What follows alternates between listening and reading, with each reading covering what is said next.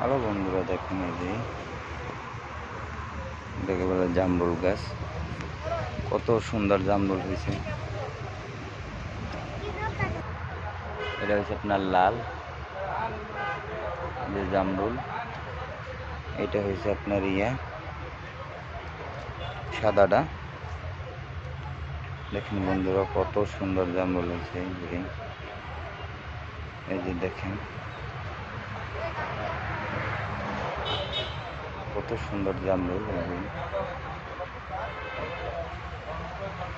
দেখেন